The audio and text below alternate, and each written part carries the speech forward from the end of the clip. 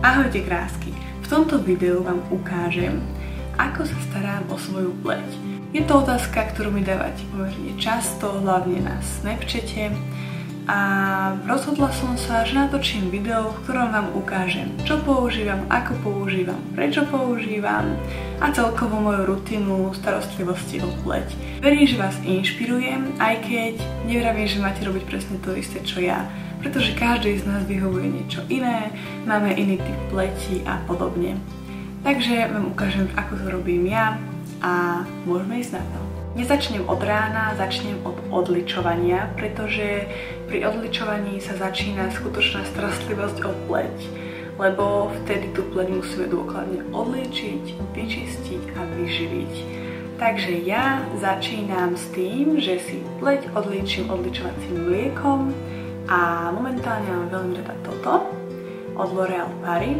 Veľmi oceňujem to, že obsahuje oleje, ktoré pleť pri odlíčení zároveň aj vyživia.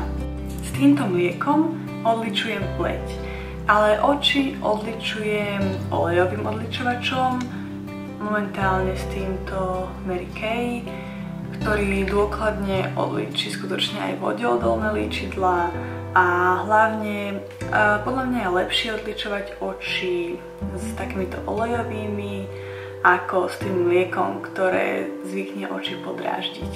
Po odlíčení pleti zvyknem používať čistiacu micelárnu vodu alebo tonikum. Ukážem vám túto micelárnu vodu čistiacu, ktorú som si obľúbila. Je určená síce na masnú a citlivú pleť, ale mám pocit, že mi naozaj dôkladne vyčistí pleť a upokojí. Ale ešte je tu niečo, čo mám naozaj veľmi rada, a to je táto ružová voda, ktorú používam aj po odlíčení pleti na osvieženie, aj počas dňa, aj predtým, ako sa idem líčiť.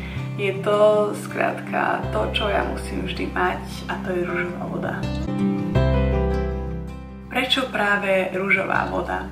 Ružová voda skrátka upokojí pleť, hydratuje, krásne vonia, osvieží, obsahuje iba vodu z rúže a ja som ešte asi našla lepší produkt, ktorý by som fakt používala na tvár non-stop.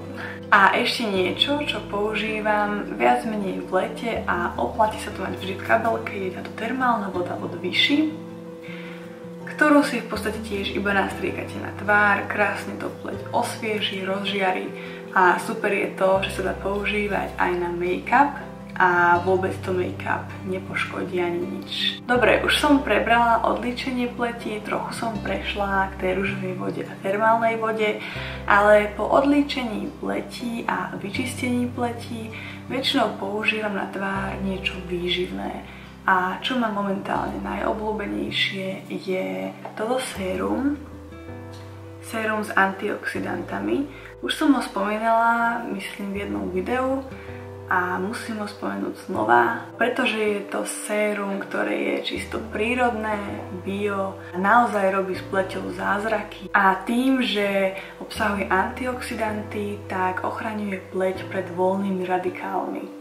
Takže to bolo sérum a idem na krém na tvár, aj keď musím povedať, že ja som ešte zatiaľ nenašla ten správny krém na tvár, ktorý by mi až úplne 100% vyhovoval. Ale mám obľúbený, ktorý používam, a to je tento Vichy Idealia. Takisto príjemne vonia, pokožka je z neho hebká, rozžiarená. Takže to je krém, ktorý mám rada a používam. Dvakrát do týždňa si robím peeling tváre, pretože je naozaj veľmi dôležité stále odstraňovať z tej pleti odumrté čiastočky, pleť je potom krásna a aj sa ľahšie aplikuje make-up. Momentálne mám veľmi obľúbený peeling kávový a je to tento peeling. Po peelingu používam na pleť vyživujúce masky. Používam ich podľa toho, čo práve moja pleť potrebuje.